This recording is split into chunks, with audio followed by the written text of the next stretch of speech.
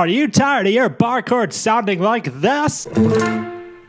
Or this?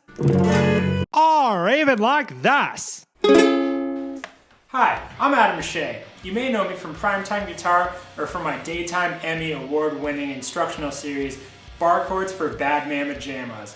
Beginning bar chords for people who want to do stuff but aren't very good at doing stuff yet, so we're going to help them learn a little bit. It's not a real thing yet.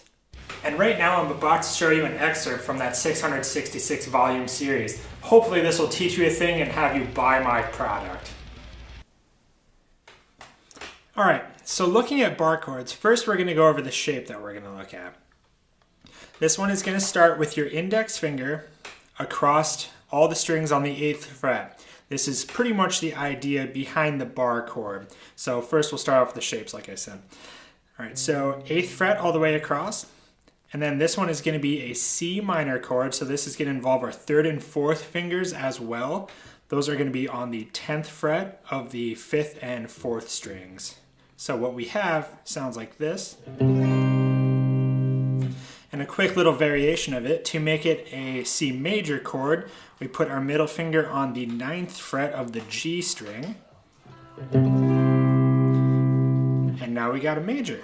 So it very well could be around this point that you just realized your bar chord might not sound exactly like it should, or that's maybe why you're watching this. So I'm going to show you a little trick / exercise I like that helped me out a lot with building up the strength to make bar chords. So for a lot of people, the problem is in the index finger and holding it across all 6 strings. It is definitely difficult. A little exercise that I like to use is we're going to go back to the 8th fret on the low E. So if we pick that, we have a C. No big deal there, right? So now we're going to bend our finger back a little bit so that we can hit the 6th and 5th strings and make them both sound. So if we keep it just the way that we did when we hit just the low E string and try to hit the 5th string as well, more than likely that one would be muted or doing some sort of harmonic. So by leaning it back, we need to try to hit both notes. All right, to continue that exercise, we're going to keep doing that and make sure we can hit the bottom 3 strings. And then so on and so forth until you get all 6 of them. A bit of a reference point I at least use for myself is that basically this curve in my finger almost sort of sets at the bottom of the fretboard. So that leaves me with just a little bit of my fingertip hanging over the top.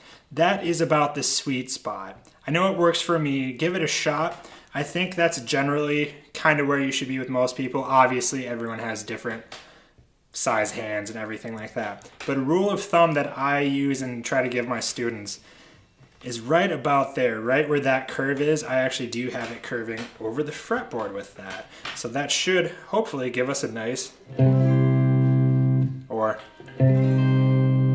big scary minor version. All right, so that was the 6-string shapes. Only logical step is to look at the 5-string shapes. All the same principles are going to apply here. So basically, our index finger is still going to be going across our whole 8th fret with one little exception that I'll get into.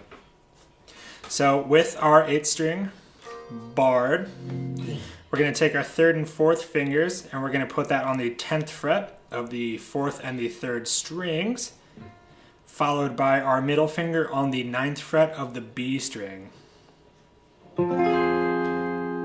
So that's going to give us an F minor chord.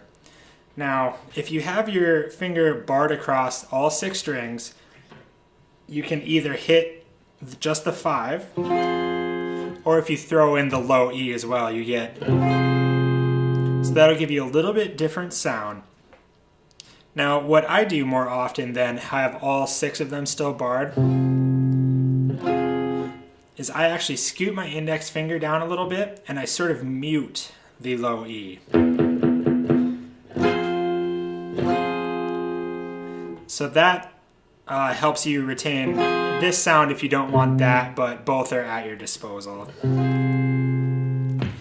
Now, unfortunately, like the 6-string shapes, making this one a major instead of a minor chord isn't quite as easy as adding another finger.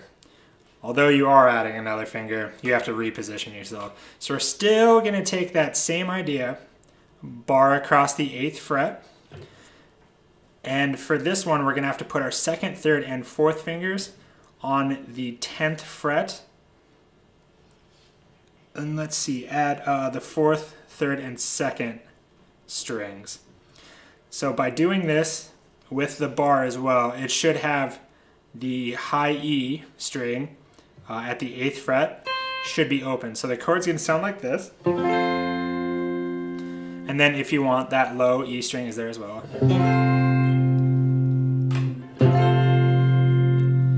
So you've got some choices there. A little variation of that is if you do bar with your 1st finger across, per usual, with your 3rd finger you can put that across on the 10th fret and just kind of bar it across on the 4th, 3rd, and 2nd strings. So what you get there, but with that one you want to avoid hitting the high E string,